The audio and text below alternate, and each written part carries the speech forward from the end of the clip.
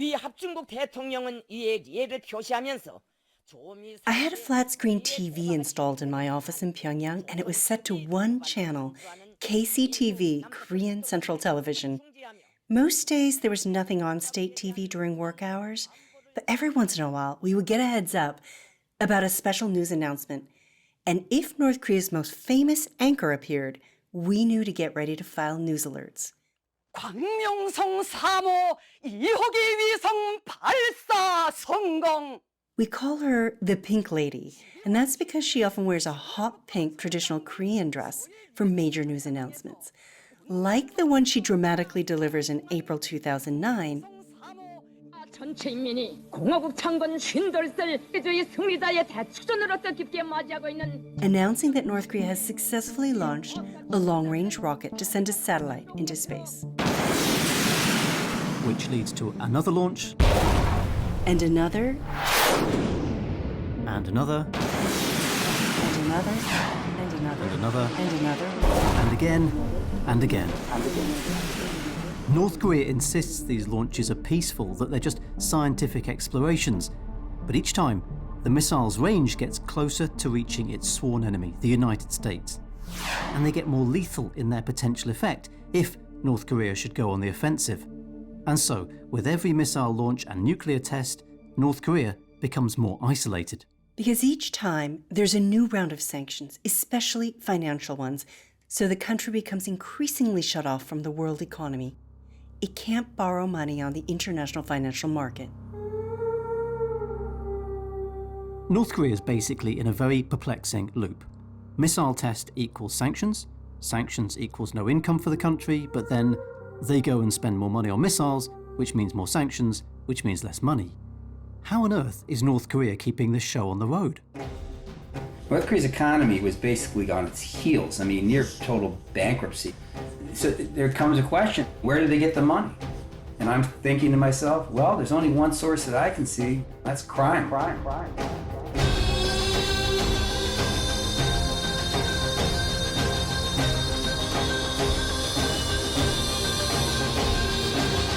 From the BBC World Service, this is the Lazarus Heist. I'm Geoff White. I'm Jean Lee. Episode 3, Superdollars. Whenever I see official news footage from North Korea, it always seems to show supermarkets bulging with food. And it's so heartbreaking because I know in reality that's not the case. So many of the country's people are just desperately hungry. Why can't it afford to feed them? What's happening with North Korea's money? I think we need to turn to history to understand why North Korea so desperately needs money and why it's so hard for them to get it legally. It's a history that has shaped every Korean family, including my own. So let's go back to August 15th, 1945.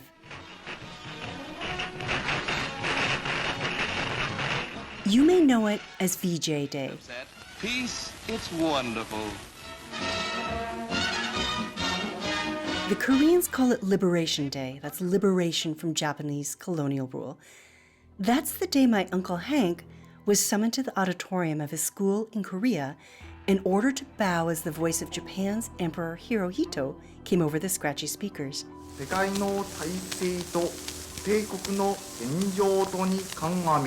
My uncle's Japanese teachers burst into tears as they realized the emperor was announcing Japan's surrender.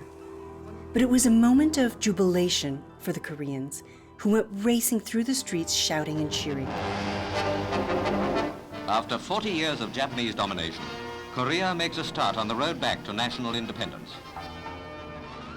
And in that moment, my family cast off the Japanese name they had been forced to take, Shibamura, and went back to calling themselves Lee. A few days after the Japanese left, the Soviets arrived. Before he passed away, my Uncle Hank wrote that the Koreans in his town gave the Soviets a hero's welcome. He also remembers them ransacking jewelry stores and taking the cars that had been abandoned by the Japanese for joyrides. And then, within weeks, American troops arrived with chewing gum, candy, and Hershey's Kisses. So eventually the Soviets and the Americans agreed to divide the Korean peninsula in half at the 38th parallel.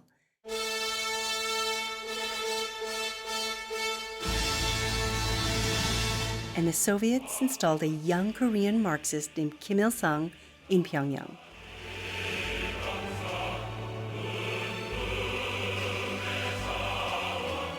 And he founded the Democratic People's Republic of Korea, otherwise known as North Korea, in 1948. But Kim had larger ambitions. He wanted to reunify the divided Korean peninsula. And with Soviet permission, he launched a surprise attack on Seoul in June 1950, sending millions of Koreans fleeing south, including my parents, who were small children at the time. The war for control of the Korean peninsula went on for 3 years, with Chinese troops joining the North Korean side and UN troops led by the United States fighting with the South Koreans. Next, tanks join the assault as UN artillery fire hammers the dug-in communists and infantrymen start up the ridge. Until finally, after millions of deaths and carpet bombings that left Korea in ruins, they called a truce. South Korea rebuilt with Western help, while North Korea relied on the Soviet Union and the Eastern Bloc to survive. And then in the early 1990s, things start to fall apart for North Korea. The Soviet Union collapses, meaning North Korea loses its biggest backer and all the connections that came with the Eastern Bloc.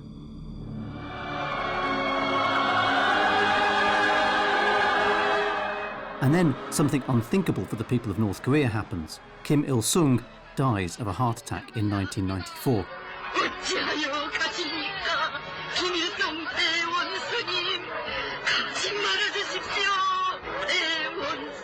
And just as his son, Kim Jong-il, comes to power, things get much worse in North Korea. The cry of a dying child.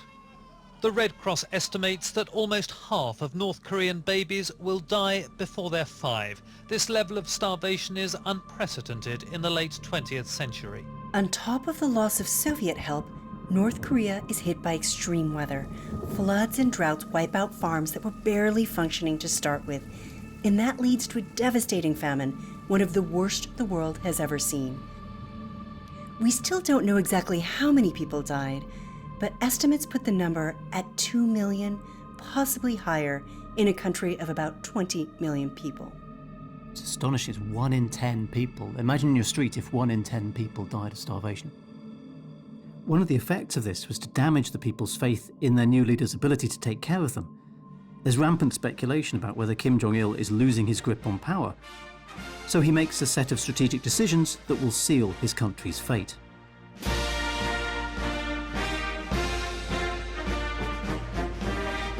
To stay in power, he needs to do a few things. Cultivate the loyalty of the military, create a sense of a foreign threat, and build the weapons that would bait and provoke the United States, North Korea's wartime enemy. And in 1998, at the height of the famine, as his people are starving, he tests a ballistic missile. In spite of all the country's economic woes, he's pressing ahead with building the arsenal he wants. This is a leader who's used to getting what he's after. One story comes to mind that illustrates just how ruthlessly Kim Jong-il went after what he wanted. Before he became leader, Kim Jong-il was obsessed with movies. And when he wasn't happy with North Korea's movies, he decided he needed his favorite movie star and film director to help revamp the country's film industry. One major problem: the movie star and the director was South Korean. Remember, the two Koreas are still divided by the world's most heavily fortified border. So Kim Jong-il can't exactly ask them to pop over and make some movies. So what does he do instead? He kidnaps them. So North Korean agents seized the glamorous actress Choi Eun-hee in Hong Kong in 1978.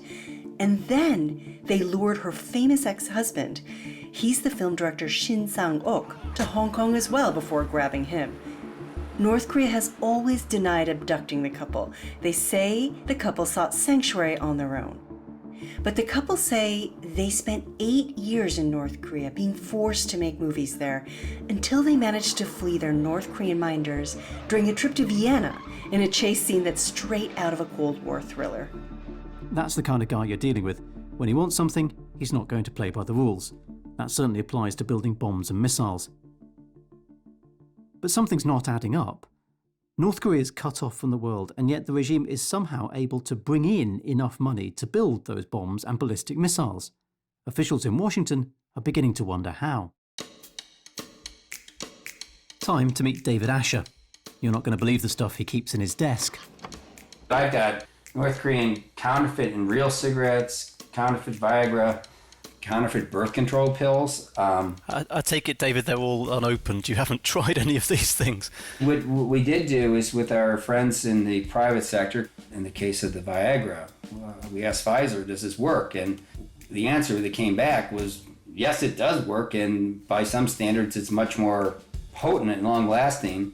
And there's side effects with that, which I don't want to elaborate on. Don't think we need to go into that. David Asher's the last person you'd expect to have knockoff Viagra and cigarettes in his desk. He's a former State Department official. He looks like he should be on the set of The West Wing, not messing about with counterfeit goods. So how did he get into all of this? Like many others back in the early 2000s, Asher had something on his mind. How exactly was North Korea surviving?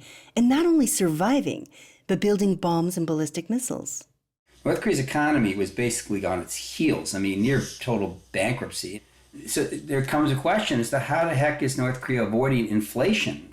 So they had a huge trade deficit, which had gone on for over a decade, and there was no real sign of serious inflation, or basically much inflation at all. I mean, where did they get the money? And I'm thinking to myself, well, there's only one source that I can see, that's crime. In 2003, David Asher was a senior advisor working for the State Department's North Korea Working Group. He became the driving force behind an effort called the Illicit Activities Initiatives. This was basically a set of ambitious plans to pressure and weaken North Korea by targeting its criminal activities. Let's be clear here, David's a hawk. He's absolutely convinced that the North Korean leaders are bad guys and that there's only one way to deal with them. My proposal was we had to really stop the regime itself. So we went after the Kim family's money. And to find out exactly what kind of crime was helping finance the regime, a plan was put in place. David Asher ultimately oversaw over 240 U.S. officials and members of the intelligence and police services in our country, as well as 15 ally partners that had signed on, running a huge circus. But the circus was targeting a huger circus, which was the criminal regime of Kim Jong-il. As the State Department dug away, they uncovered more and more criminal schemes, including the counterfeiting of cigarettes and Viagra, some of which ended up in David Asher's desk drawer. We didn't really know what we were going to find. But at the end of the day, we found really billions of dollars in illicit funds being produced. I believe in the period of our investigation between 2002 and 2005, we witnessed probably around $3 billion in profits being generated. It was like a separate economy. It was extremely well run, and what made it particularly interesting to me as a negotiator with the North Koreans later on was that it came right under Kim Jong-il, then the leader of North Korea. He was the mob boss. He was the soprano. He was the Pablo Escobar. But he also was the head of state, and he was overseeing a nuclear weapons program. But investigators say even as the North Korean regime ramped up the production of illegal goods, the U.S. was onto them with a plan to take them down. Spoiler alert, that plan ends with a wedding and a divorce party on the same weekend. In the summer of 2002, the FBI launched 2 investigations. They've got names that sound like something out of a spy movie. Operation Royal Charm, which took place on the US East Coast, and Operation Smoking Dragon on the West. The work was risky and would require agents with some very special skills. Yeah, I'm Bob Hamer, retired FBI agent. I got into undercover work mainly because I watched too much television as a kid. It just seemed like undercover work would be the exciting way to go. And after I had my first assignment, it was an adrenaline rush. And I kind of chased that adrenaline dragon then the rest of my career. So picture in your mind an FBI undercover agent. Bob Hamer really looks the part. He's a bit grisly, he's a bit stubbly, wouldn't look out of place in a 1970s mafia movie. In 26 years' service, he's posed undercover as everything from a burglar, a drug dealer, a contract killer, even an international weapons trader. And he now writes novels with titles like Blood in the Desert and Targets Down. But back in 2002, Bob was the lead investigator on the Smoking Dragon sting.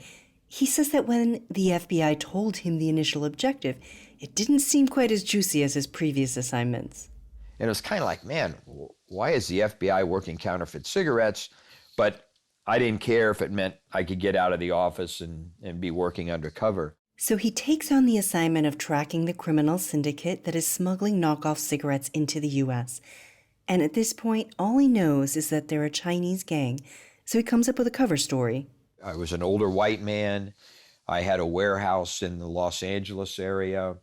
I could store their contraband, whatever it was, in my warehouse, and I could help them move it cross-country. Over time, he infiltrates the groups bringing in the counterfeit goods.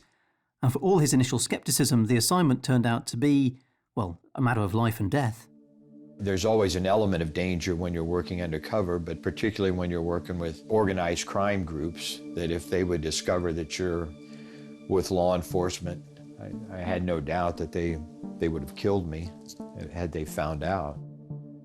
I was always extremely careful. I mean, I went home most nights, not every night, but most nights I went home, and I was just cautious about how I got home, the route that I took, switching cars, that kind of thing. Soon, the case expanded beyond counterfeit cigarettes. Bob Hamer got into stolen cars, clothing, weapons, and fake pharmaceuticals, including the Viagra. And the drugs didn't stop there. As Bob earned the criminals' trust, they let him in on bigger and bigger schemes.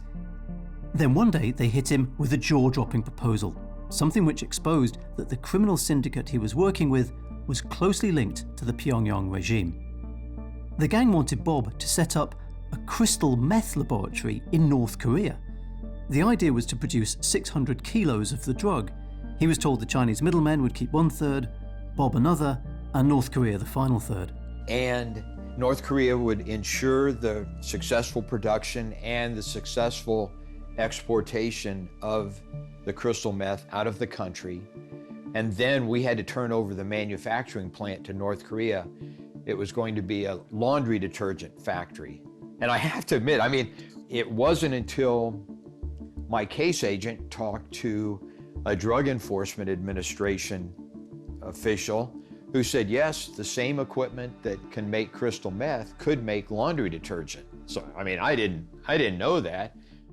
So Bob was all for it. But the U.S. government can't exactly get involved in making crystal meth. So although he wanted to go to North Korea, he had to pass up that offer. And it was an amazing offer. If Bob's sources were right, North Korea had gone from counterfeiting cigarettes and pharmaceuticals to manufacturing and dealing in illegal drugs on an industrial scale. It made me wonder how many other manufacturing plants in North Korea had dual purpose, and their first purpose was some kind of contraband, and the second purpose was a legitimate function.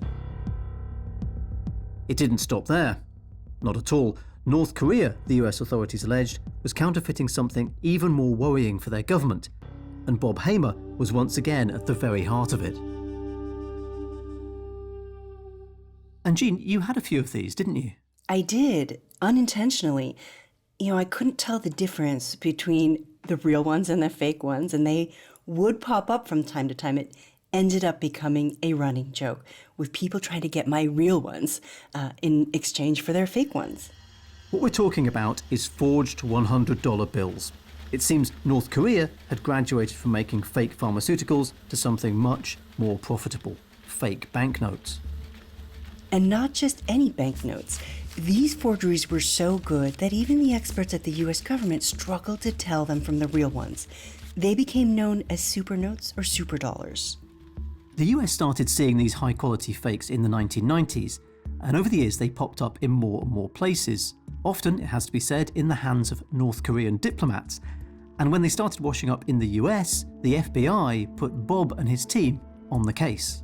And at some point, the FBI at headquarters contacted my case agent and said, hey, we would really like you to take a look at the super note.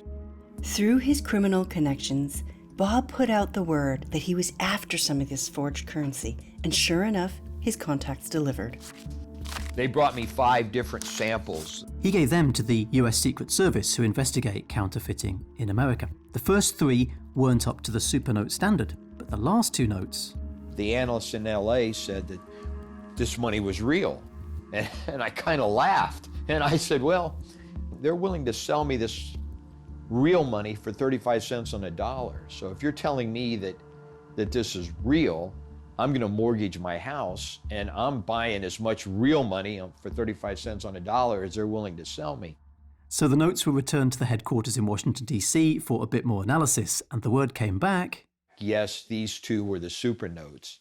And there were 3 top secret marks on the bills that you could not see with the naked eye.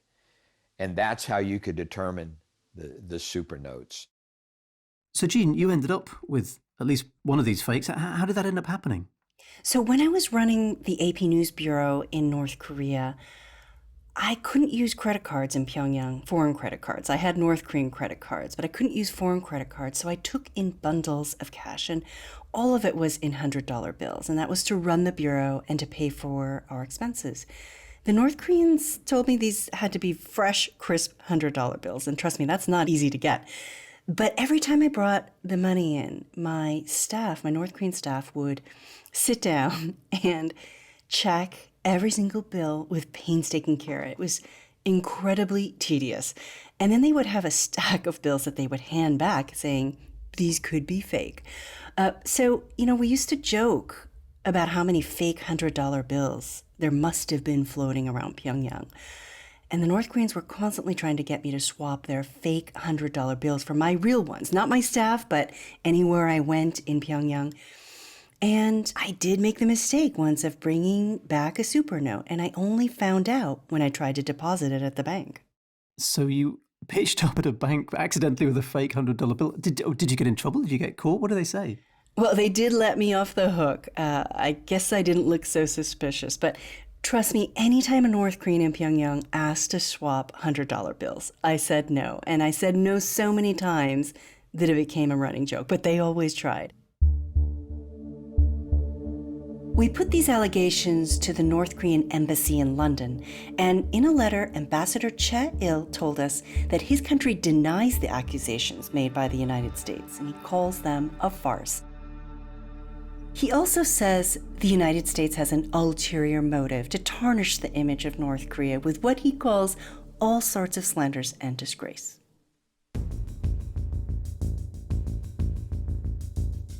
So back to Bob Hamer and his undercover operation. Thanks to his underworld connections, he's now got a lead on who was importing these fake $100 bills into the US, so they put a plan into action.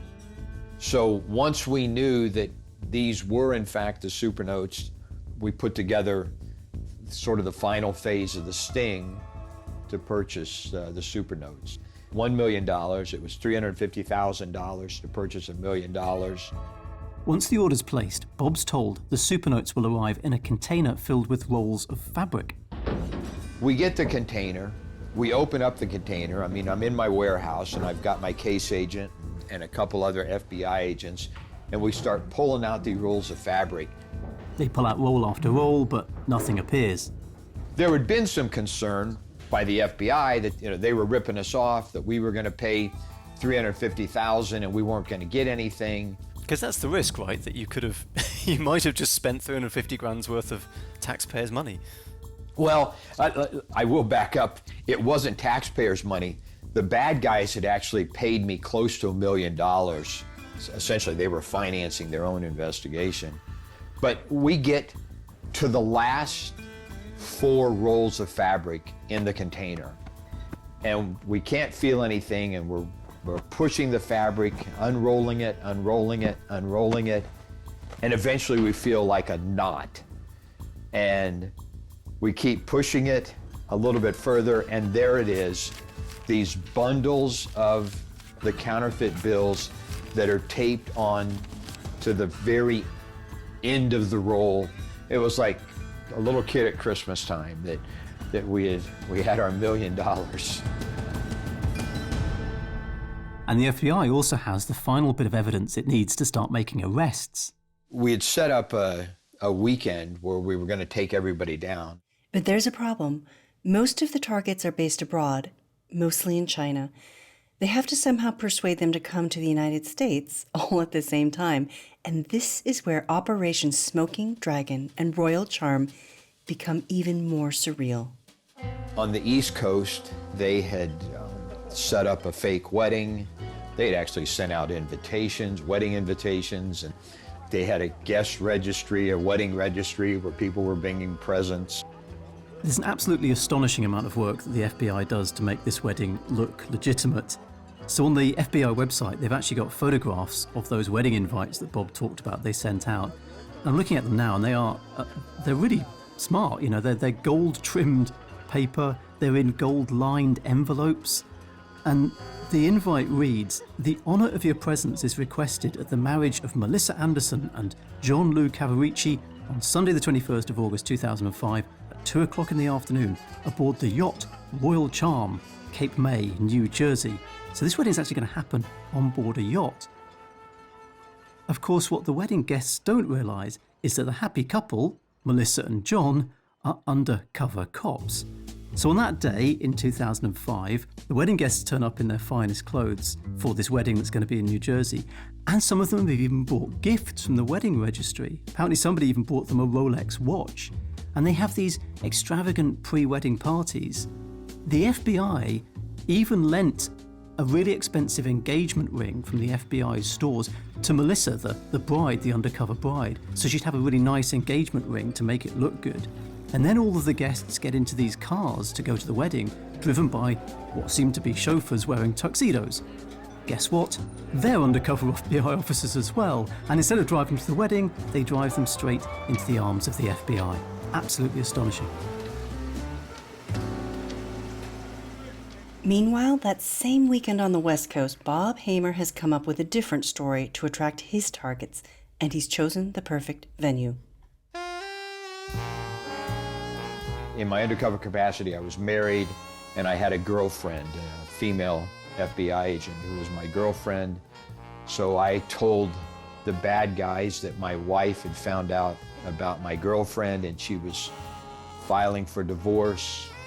So I told them that I was going to have a divorce party at the Playboy Mansion. And so we had the overseas targets came in because they wanted to go to the Playboy Mansion. Yeah, they didn't get to the Playboy Mansion either. They were also arrested. And in the end, that fake wedding and divorce party were a big success, or for the FBI at least. All 59 people were arrested, and in the end, even more were charged, 87 in total. And Bob Hamer has earned himself a place in history and in many people's pockets.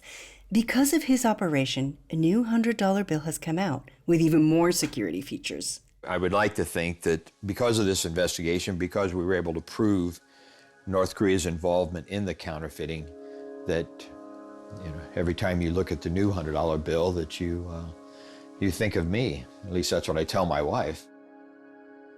The US sting operations and the changes to the banknotes did a lot to fix the supernotes problem, but it didn't stop North Korea. None of those arrested were North Koreans. It appears they slipped through the net. And as their counterfeiting and drug operations were brought to a halt, investigators say they simply turned to a new way to make money: cybercrime. Sony was just the start. Now their hacking prowess would be used to fill Kim's coffers. And on the 29th of January 2015, there's an innocuous-looking email from someone saying he's looking for work.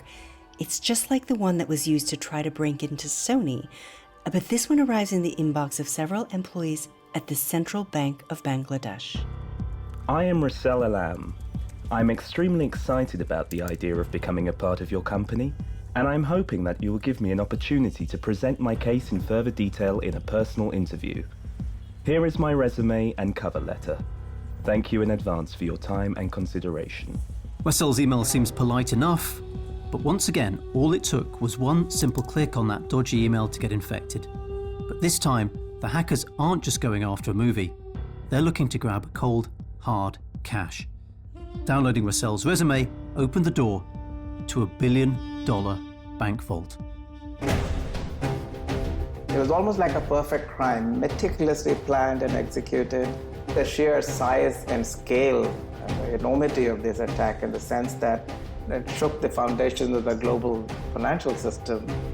Next time on the Lazarus Heist.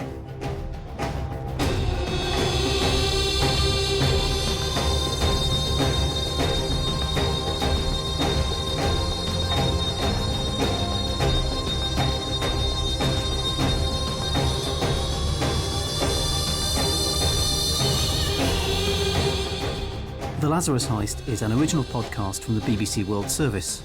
I'm Geoff White. And I'm Jean Lee. Our producer is Estelle Doyle. Our two music composers are Lee Il-woo from the band Jambinai and Magnus Fines. We'd really love to get your feedback on this, so if wherever you get your podcast allows you to, please do leave us a rating and give us a review. Remember to subscribe so that you don't miss any future episodes. And do spread the word on social media. We're using the hashtag Lazarus Heist, and our website is bbcworldservice.com/Lazarus Heist. And do check out the BBC World Service YouTube channel, where you'll find some great videos being made by our digital team. There's a fantastic animation of the Super Dollars investigation, and you can also watch these podcast episodes each week on YouTube too. There's more material, pictures, images, documents. Just search for the BBC World Service on YouTube. Thanks for listening.